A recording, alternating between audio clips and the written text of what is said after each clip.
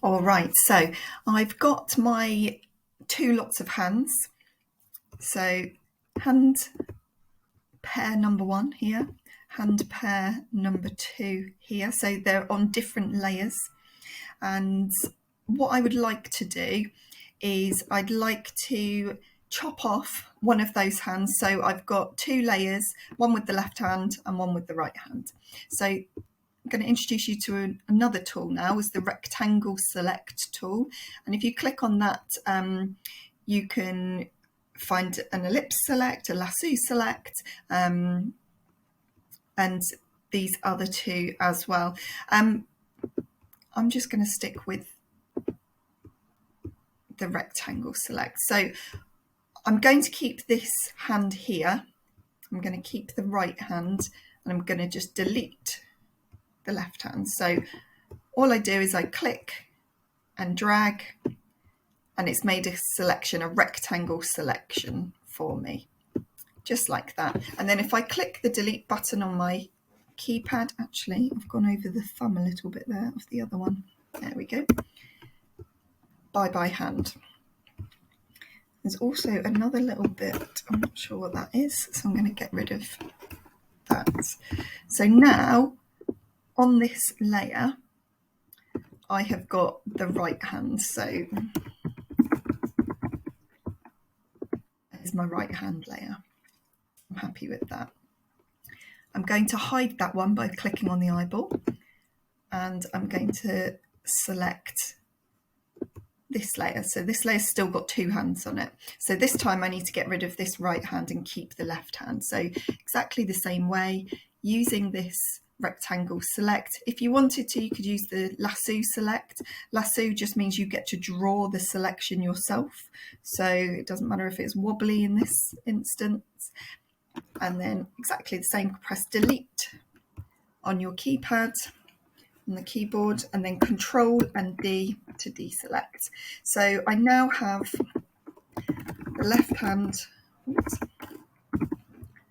that one and the right hand on that one, which gives me a little bit more flexibility because it means that I can move them independently of one another.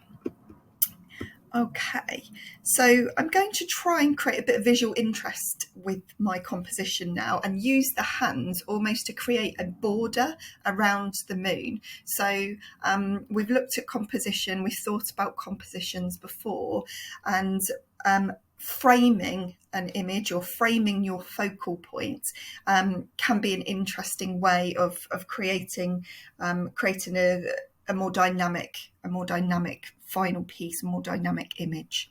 So I'm going to use these hands to create a bit of a border. So it's going to be a little bit of trial and error, moving them around to see how I like them. So I quite like that one there. I'm going to click on the tick, say, yep, I'm happy with that. But now this right hand, I want another one of that right hand. I want another one, and I'm going to put it above. So I'm going to duplicate the layer again. Remember we did that in the last video. So I'm going to right click on my right hand. I'm going to say duplicate layer. So I've now got another one. And I'm going to rotate this. I'm going to move this into this corner.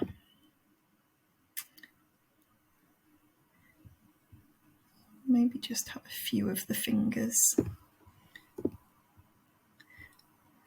Using Photoshop, Photopea, a lot of the time it is all about trial and error. You just need to have a play and move things around. Does it look right? Does it look scary? Is it adding to the narrative of your image? Okay, I'm going to leave those there for now. Let's try the left hand. So if when you click on the layer, so I'm clicked on the left hand layer, I can tell that because it's gone light grey. I need to click on transform controls. That will bring up this box, and that means that I can then rotate it. So I'm going to rotate this